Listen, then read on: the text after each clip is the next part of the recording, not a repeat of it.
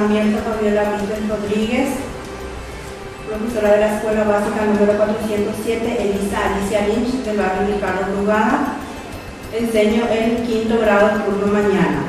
Para poder desarrollar esta clase acerca de la independencia patria de nuestro país, Paraguay, he recurrido a las imágenes del portal educativo Arandurapé, fichas también del portal e investigaciones que hicimos con los chicos en las visitas a los lugares históricos para que ellos puedan vivenciar todo lo que fue acerca de la historia de nuestra querida independencia del Paraguay.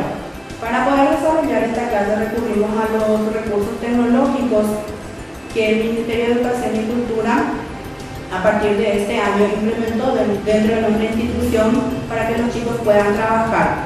Para la realización de este proyecto utilizamos varios recursos tecnológicos.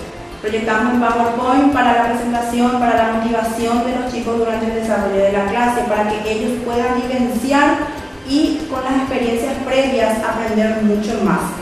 También para la evaluación, cada chico utilizó su Classmate, el procesador de texto en Word para realizar su composición, insertar imágenes acerca de los próceres de mayo, de la independencia patria, entraron en internet, buscaron, copiaron, pegaron para poder tener una linda presentación para su posterior evaluación en su trabajo.